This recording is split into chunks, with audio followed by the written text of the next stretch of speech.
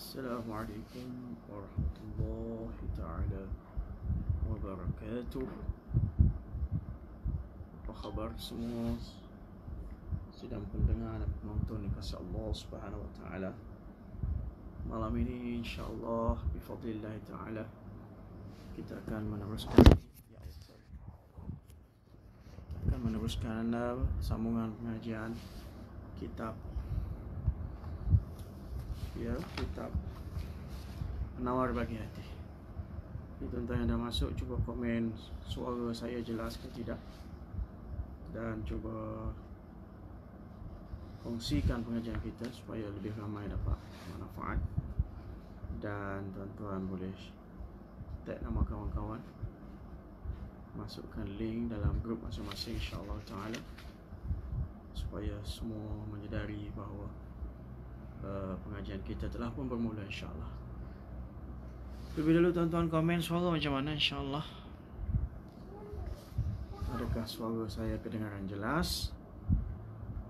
Kalau suara dah okey, insya-Allah kita akan mulakan sebentar saja lagi, yang mana malam ini masuk pengajian kita pada muka surat 73.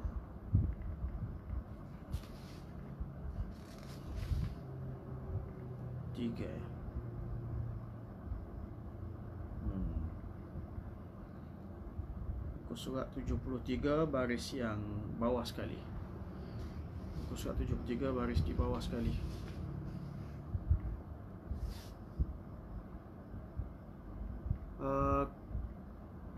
Masukkan link dalam grup supaya mereka semua sedar pengajian telah pun bermula. Muka surat 73 baris yang di bawah, Papa tiada ia zuhud. Alhamdulillah. Muka surat kitab Jawi, muka surat 73. Kitab Rumi saya tak tahu, tak ada kitab Rumi bersama saya. Jadi kita masih lagi dalam bab zuhud. Bab yang ketiga pada menyatakan zuhud, muka surat kitab Jawi, muka surat 73. Papa tiada ada ia zuhud. Tuan-tuan share dulu dan kita akan teruskan sebentar lagi insya-Allah. Bismillahirrahmanirrahim.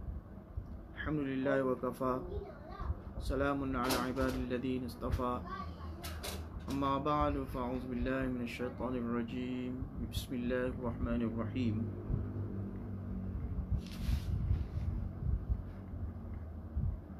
Ulaika alaihim salawatu min rabbihim wa rahmah wa ulaika humul muhtadun. Subhana rabbika rabbil izzati amma yasifun wa salamun alal mursalin walhamdulillahi rabbil alamin. Allahumma salli ala sayyidina Muhammadin wa ala ali sayyidina Muhammadin wa barik wa sallim. Allahumma salli ala sayyidina Muhammadin wa ala ali sayyidina Muhammadin wa barik wa sallim. Allahumma salli ala sayyidina Muhammadin wa ala ali sayyidina Muhammadin wa barik wa sallim. Muka surat 73 baris di bawah sekali. Qala al-muallif rahimahullah ta'ala wa nafa'ana bi'ulumi fid darain. Berkata penyusun kitab, mudah-mudahan Allah Ta'ala bagi manfaat kepada kita semua dengan perantaraan ilmu beliau. Amin thumma amin. Papa tiada ada ia zuhud. Sebelum itu kita pergi sebelum 2-3 baris sebelum itu, bahawasanya zuhud itu terasing ia daripada dunia kerana taat serta kuasa ia atasnya. Ta'rif ataupun definisi zuhud itu adalah satu orang yang mana mengasingkan diri dia daripada keseronokan, kemewahan dunia, walaupun dia mampu ke atasnya demi untuk taat pada Allah Ta'ala. Itu zuhud. Seorang yang memisahkan daripada keseronokan dan kemewahan dunia, walaupun dia mampu, tapi dia elakkan kerana atas ketaatan. Berbanding, adapun jika terasing engkau daripada dunia pada ketika gemar engkau padanya, maka itu dinamakan fakir. Tetapi bila kita mengasingkan daripada dunia, dalam masa yang sama hati kita masih lagi gemar terhadap apa itu dunia, kelazatan, kemewahannya, maka itu bukan dipanggil zuhud, malah ia dipanggil fakir ataupun papa. Tiada ada ia zuhud. Fakir papa itu bukan zuhud lagi, maqam dia lebih rendah daripada zuhud. Tetapi ada pula dia bagi tahu, akan tetapi ada bagi fakir itu kelebihan atas kaya. Orang yang fakir itu ada kelebihan dia berbanding dengan orang kaya. Dari satu sudut lah, dari sudut yang lain, ada orang kaya lebih daripada orang fakir. Di sini dalam konteks satu sudut, sabda Nabi SAW, yadkhulu fuqara'a ummatil jannata qabla aghniyaihim bi 500 amin. Artinya, masuk syurga sekalian fakir umatku. Ini akan masuk syurga sekalian orang miskin, orang fakir umatku ni dahulu daripada sekalian yang kaya. Daripada mereka itu yang kaya dengan 500 tahun. Orang fakir daripada umat aku ni, kata Nabi SAW, akan masuk syurga 500 tahun terlebih dahulu daripada orang kaya umat aku. Dan pada satu riwayat lain dengan 40 tahun. Riwayat lain pula sebut akan masuk fakir umat aku ni dalam syurga 40 tahun daripada orang kaya umat aku. Jadi satu hadis menyebut orang miskin 500 tahun dulu masuk syurga daripada berbanding dengan orang kaya, dan satu riwayat lain menyebut 40 tahun dulu daripada orang yang kaya. Maka ditanggungkan riwayat 500 tahun itu atas mendahului fakir zahid atas yang gemar pada dunia. Maka dia kata yang masuk syurga 500 tahun, orang fakir miskin 500 tahun daripada orang kaya itu adalah orang fakir macam mana? Orang yang fakir, dia kata, menanggung riwayat 500 tahun itu atas mendahului fakir zahid yang gemar pada dunia. Orang fakir lagi zuhud. Dia fakir lagi zuhud, dalam masa yang sama dia gemar pada dunia, tapi dalam masa yang sama dia cuba sabar. Dia cuba tidak lobo terhadap dunia. Maka fakir yang zuhud ini akan 500 tahun masuk syurga terlebih daripada orang kaya. Itu yang kata riwayat 500 tahun masuk syurga itu adalah orang fakir macam mana? Orang fakir zuhud, orang fakir zahid, yang mana walaupun dia gemar terhadap dunia, dia sabar. Dia sabar atas kehidupannya, berpada-pada hidup di dunia. Dalam masa yang sama dia fakir. Fakir sebegini akan 500 tahun terlebih dahulu masuk ke dalam syurga berbanding orang-orang kaya. Dan riwayat 40 tahun, jadi kita kata ada dua riwayat. Satu riwayat kata 500 tahun terlebih dahulu masuk syurga, riwayat lain menyebut 40 tahun terlebih dahulu masuk syurga.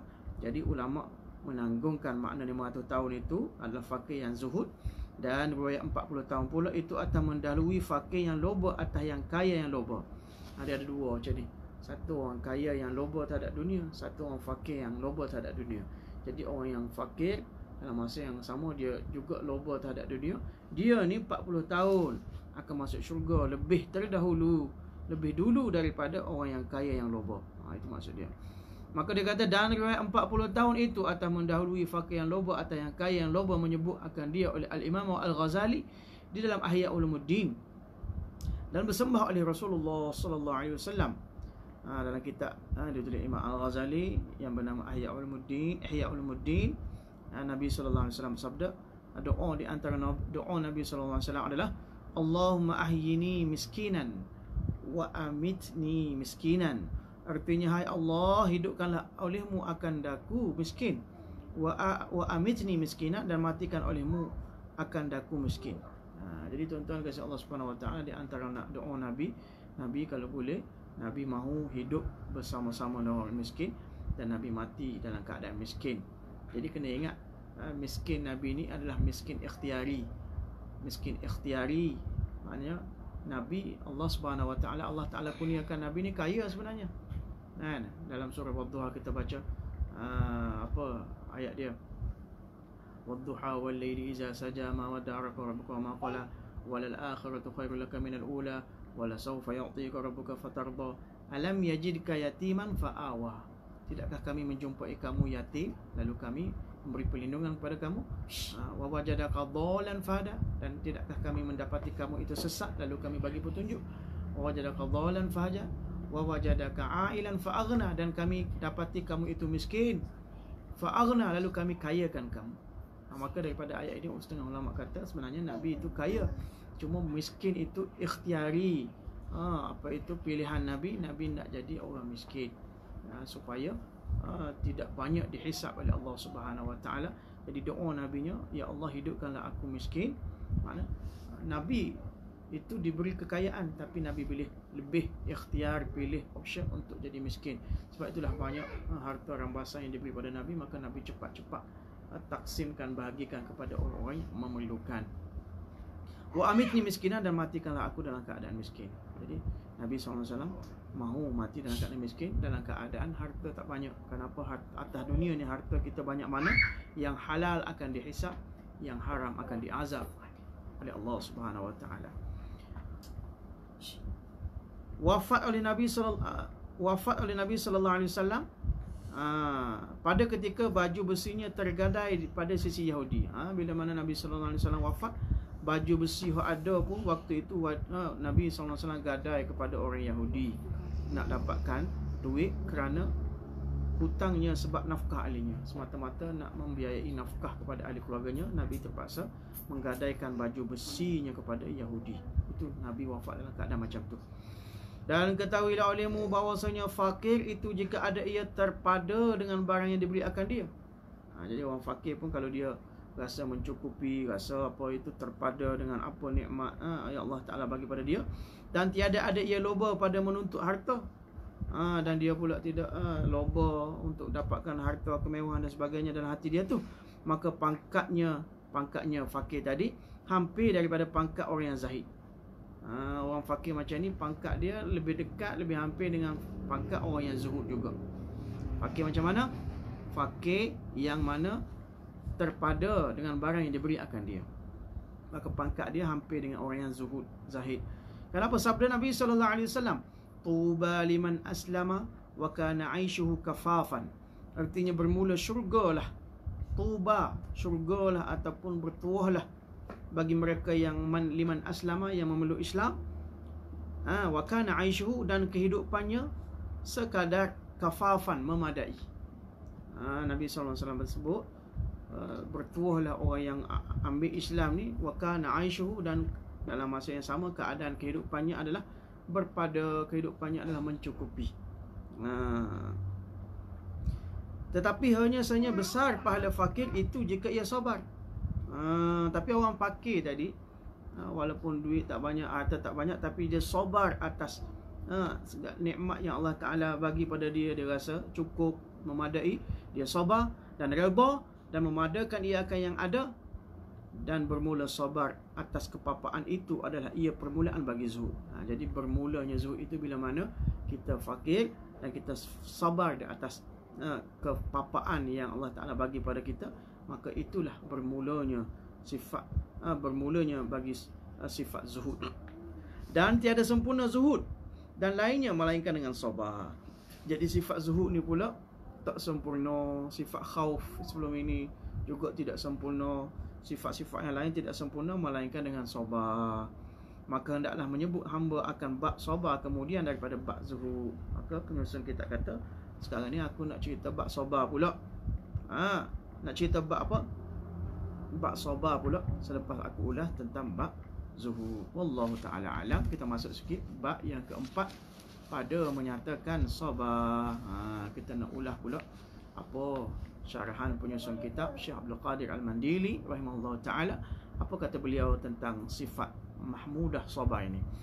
Ketahuilah olehmu wahai penuntut ilmu, bahawasanya sabar itu, apa maksud sabar? Dia kata sabar itu menahan diri daripada marah atas sesuatu yang tiada disukainya.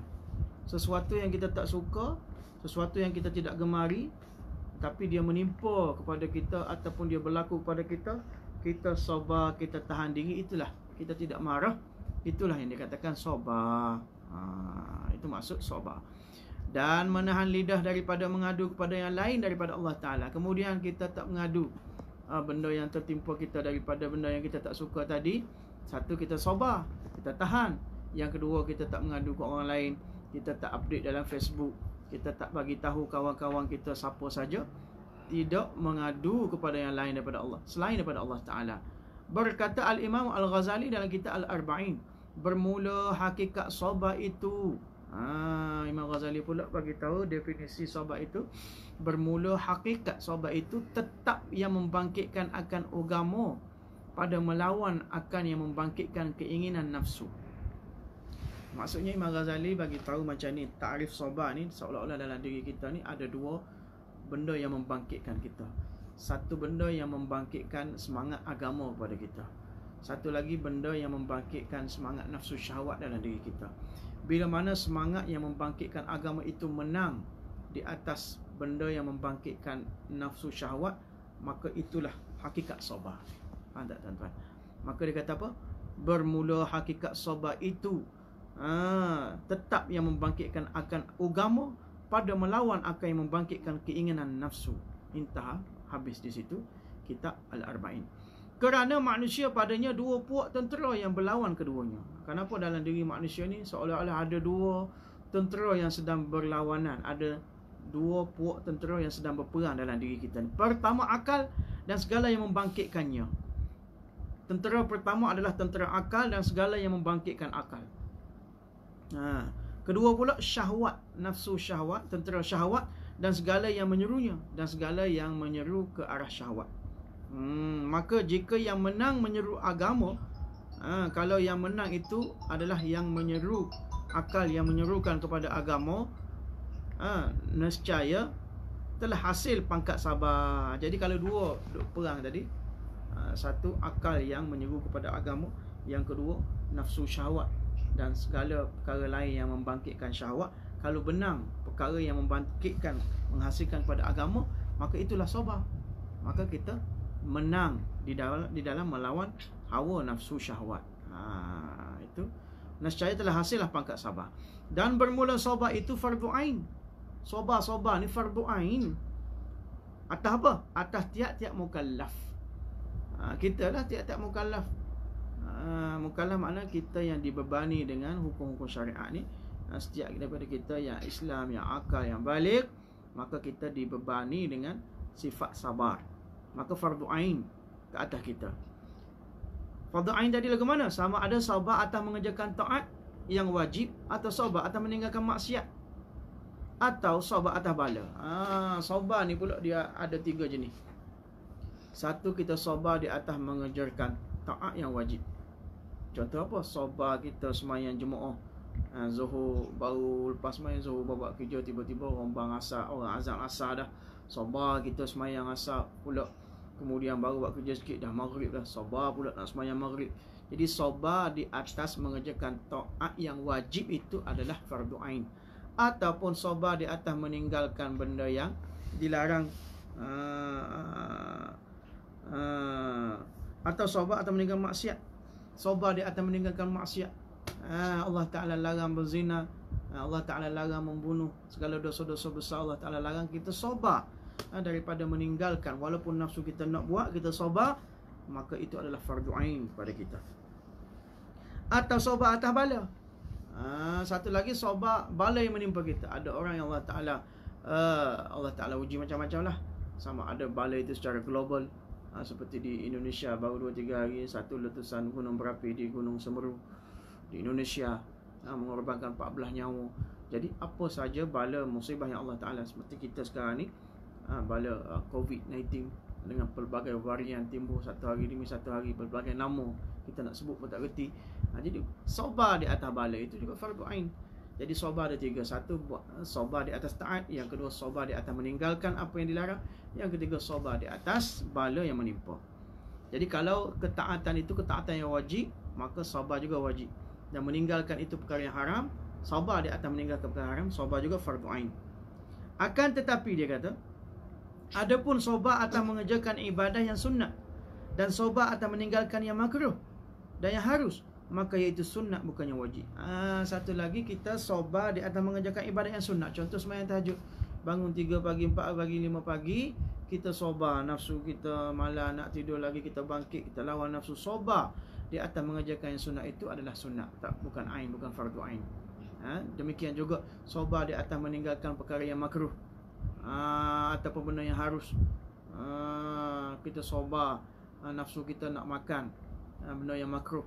Contoh kata, kalau kita ambil dalam konteks isap rokok, kalau berpegang pada ulama yang mengatakan makruh, kita sabar, tak isap rokok.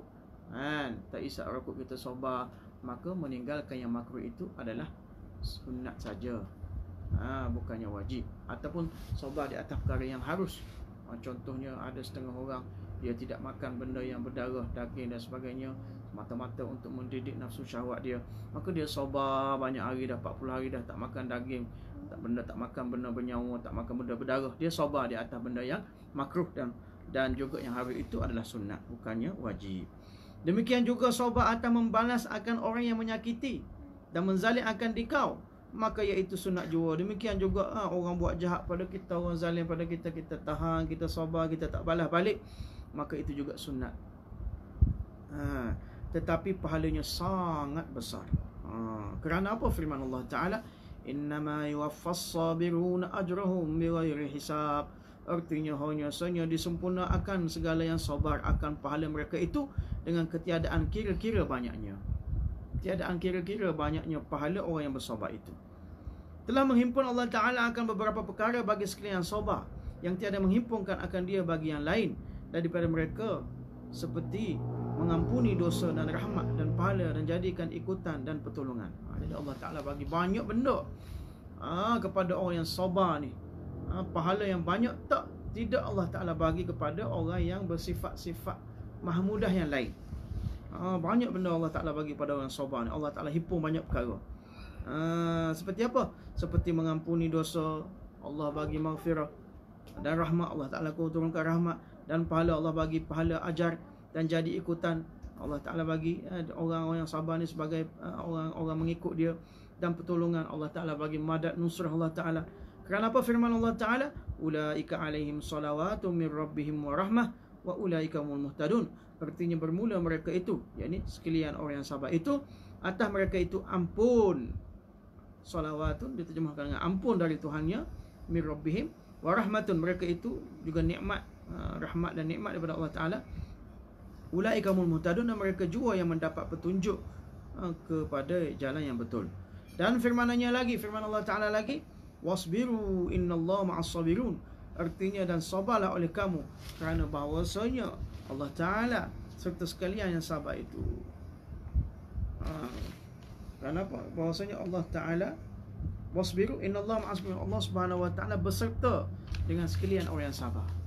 Allah Ta'ala perintahkan kita bersabar kerana innallaha ma'as sabirin, Allah Ta'ala itu beserta dengan orang yang sabar. Yakni pertolongan Allah beserta dengan orang yang sabar, rahmat Allah Ta'ala beserta dengan orang yang sabar. Artinya menolong ia, dia jelaskan ni makna beserta dengan orang sabar. Makna apa? Artinya menolong ia Allah Ta'ala, dan memelihara ia Allah Ta'ala akan mereka itu orang yang sabar. Maksud Allah Ta'ala beserta dengan orang sabar adalah Allah Ta'ala akan tolong orang sabar, Allah Ta'ala akan pelihara orang yang sabar ini daripada musibah. Dan firman-Nya lagi, waja'alna minhum a'immatan yahduna bi amrina lamma sabaru. Artinya, dan menjadikan oleh kami, Allah Ta'ala kata, menjadikan oleh kami akan sesetengah daripada mereka itu, minhum a'immatan, akan beberapa ikutan, yahduna, kami menjadikan orang sabar setengah daripada mereka itu, yahduna, akan beberapa ikutan yang menunjuki mereka itu dengan perintah kami, lamma sabaru, tetap kala dia sabar oleh mereka itu. Dan firman-Nya Allah Ta'ala lagi, innama yuwaffas sabirun ajrahum bighairi hisab. Artinya hanya sahaja disempurnakan akan sekalian sabar. Innama yuwaffas sabirun, hanya sahaja disempurnakan bagi sekalian orang yang sabar, ajrahum, akan segala pahala bagi mereka itu, dengan bighairi hisab, dengan ketiadaan dikira-kira. Maknanya Allah Ta'ala nak bagi banyak pahala. Banyak mana pahala? Bighairi hisab. Tak boleh nak kira, tak boleh nak kalkulit, tak boleh nak kira, nak hisab. Banyaknya pahala orang yang sabar ni. Sesungguhnya telah menyebut Allah Ta'ala akan sabar dalam Al-Quran lebih daripada 70 tempat. Kalau kita kira satu-satu belik, lebih kurang 70 tempat Allah Ta'ala sebut perkataan sabar dalam Al-Quran ni. Dan sabda Rasulullah SAW, fis sabri ala ma takrahu khairun. Artinya, ada pada sabar atas barang yang kau benci itu kebajikan, khairun. Kamu bersabar di atas perkara yang kamu tak suka ni, kalau Allah Ta'ala bagi nikmat pada kamu, Allah Ta'ala bagi pada kamu isteri, contohnya kamu bersabar di atas tingkah laku isteri kamu, maka itu khair, itu adalah kebaikan. Demikian juga suami, isteri, yang mana Allah Ta'ala bagi suami ujian ke atas isteri. Apa yang kamu benci terhadap suami kamu itu khairun, kamu sabar di atas apa yang kamu tak suka tadi, itu khair, kebaikan, kebajikan, dia kata. Nabi SAW sabda. Dan bersabda Nabi SAW lagi, bahwasanya kamu tiada mendapat kamu akan barang yang kamu kasih, melainkan dengan sabar kamu atas barang yang kamu benci. Kalau kamu nak barang yang kamu suka, kamu cinta, maka hendaklah kamu sabar di atas barang yang kamu benci. Contohnya kepada para salikin, ada dalam ni, apa yang kita benci, kita tak suka apa? Muraqabah. Pagi-pagi duduk berzikir, muraqabah, tawajuh pada hati-hati, tawajuh pada Allah. Nafsu kita tak suka, nafsu kita rasa berat, mujahadah, rasa malah. Jadi kita tidak akan dapat benda yang kita suka. Apa benda yang kita suka? Cinta Allah, muhabbat Allah, nusrah Allah, qurb, penghampiran Allah. Itu yang kita nak. Jadi Nabi SAW sabda, kamu tidak akan terhasil benda yang kamu nak, yang kamu suka tadi, cinta muhabbat Allah, selagi mana kamu tak sabar di atas kamu benda tak suka. Apa benda kamu tak suka? Duduk berzikir pada Allah pagi-pagi, bermurakabah, kamu tak suka. Jadi kamu kena sabar, mujahadah, duduk di atas perkara yang kamu tak suka dulu, barulah kamu akan dapat benda yang kamu suka, yakni cinta dan muhabbat Allah. Itu satu contoh saya bagi. Sabda Nabi SAW, bahwasanya kamu tiada mendapat kamu akan barang yang kamu kasih, melainkan dengan sabar kamu atas barang yang kamu benci. Dan ketahui olehmu, wahai penuntut ilmu, bahwasanya sabar itu 3 pangkat. Dia sebut 3 pangkat. Saya nak sebut berapa pangkat mana ni kalau tak ada. Pangkat pertama, pangkat yang lebih tinggi dan lebih kuat. Pangkat yang lebih tinggi sekali, pangkat sabar ni macam mana? Yang lebih kuat, bahawasanya sabar bahawa menghinakan ia akan yang menyeru kepada keinginan hingga tiada ada tinggal baginya kekuatan. Dan tiada dapat sampai kepada ini pangkat melainkan dengan mengekalkan sabar dengan lama bersungguh-sungguh. Dan orang yang sampai kepada ini pangkat masuk dalam perhimpunan sekalian mereka yang dikatakan bagi mereka itu. Ayat Allah Ta'ala, innal lazin. Dia macam ni. Dalam diri kita ni, ada sebut dah tadi, ada 2 perkara duk berlawan. 2 perkara duk berlawan. Satu benda yang mana yang sentiasa membangkitkan jazbah, semangat agama dalam diri kita. Yang kedua, perkara yang membangkitkan jazbah, semangat nafsu syahwat dalam diri kita. Jadi kalau satu orang itu sabar di atas nafsu syahwat dia, sehingga kan jazbah, semangat agama itu menang berbanding dengan nafsu syahwat, maka ia adalah peringkat sabar yang paling tinggi. Sebab tu dia kata, pertama pangkat yang lebih tinggi dan lebih kuat, bahawa menghinakan ia akan yang menyuruh kepada keinginan. Dia bukan saja dia memenangi di atas orang yang membangkitkan kepada keinginan, malah dia menghinakan. Menghinakan pula, makna dia melekehkan. Ia akan yang menyuruh kepada keinginan. Keinginan mana? Keinginan nafsu syahwat, sehingga tiada ada tinggal baginya kekuatan. Sehingga nafsu syahwat tadi tak ada kekuatan, lemah. Lemah nafsu syahwat tadi, naiknya iman dan jazbah, semangat agama. Dan tiada dapat sampai kepada ini pangkat. Jara-jara orang boleh sampai kepada pangkat ini, melainkan dengan mengekalkan sabar dengan lama bersungguh-sungguh. Dan orang yang sampai kepada ini pangkat masuk dalam firman Allah Ta'ala, sekalian mereka yang dikatakan bagi mereka itu, innal ladzina qalu rabbunallah thumma istaqamu fala khaufun alaihim walahum yahzanun. Artinya bahawasanya mereka yang berkata, innal ladzina qalu, Tuhan kami Allah Ta'ala, artinya mengesahkan mereka itu akan Allah Ta'ala. Qalu rabbunallah, orang yang sentiasa berkata rabbunallah, Tuhan kami adalah Allah. Dia sentiasa menceritakan kebesaran Allah, membayang tentang kehebatan Allah.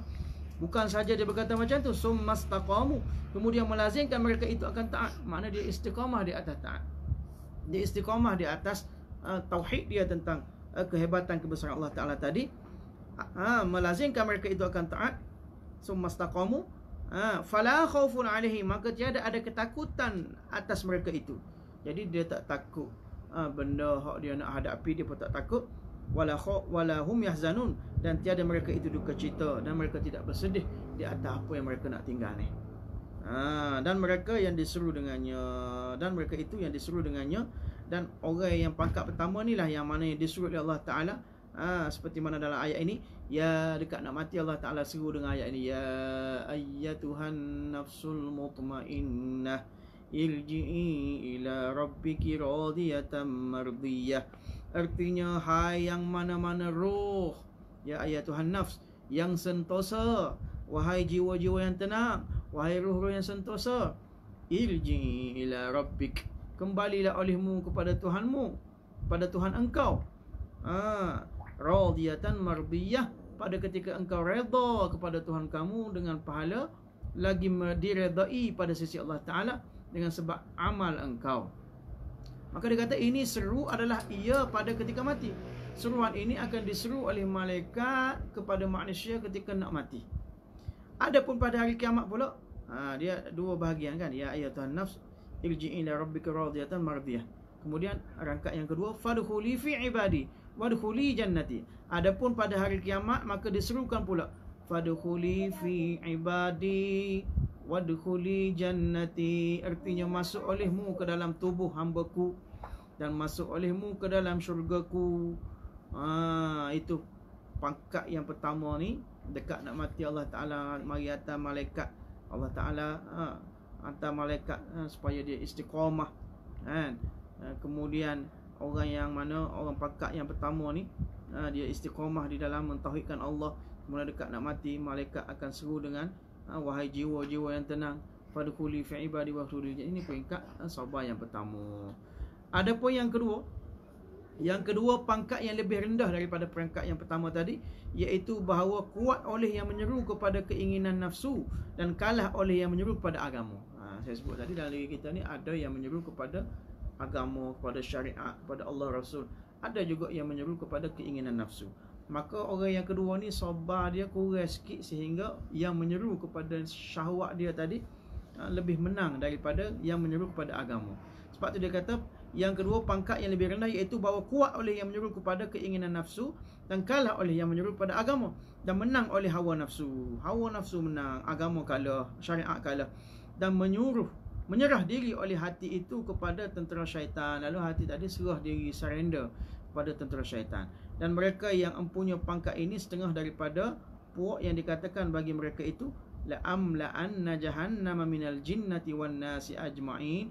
Artinya, demi Allah selagi la'amla'an jahannama minal jinnati wan nasi ajma'in, demi Allah selagi memenuhkan oleh kami akan api neraka jahanam daripada jin dan manusia sekalian. Jadi pangkat yang kedua ni kita sambung insya-Allah pada pengajian akan datang. Kita sambung pangkat yang kedua tentang sabar, dan yang ketiga kita masuk, kemudian kita akan habis bab sabar.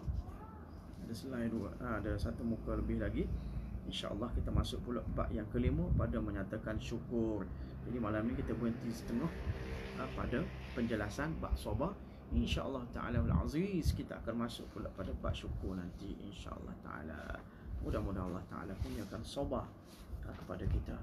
Allah subhanahu wa ta'ala kurniakan hakikat sabar kepada kita. Minta Allah ta'ala mudahkan segala urusan kita. Sekiranya Allah ta'ala kurniakan musibah dan sebagainya, wala tuhammilna ma la taqata lana. Itu kita doa. Jangan kita doa sabar, ya Allah bagilah aku sabar. Ataupun jangan kita doa, ya Allah bagilah aku musibah dan aku dapat bersabar di atas musibah. Jangan minta musibah, jangan minta ujian.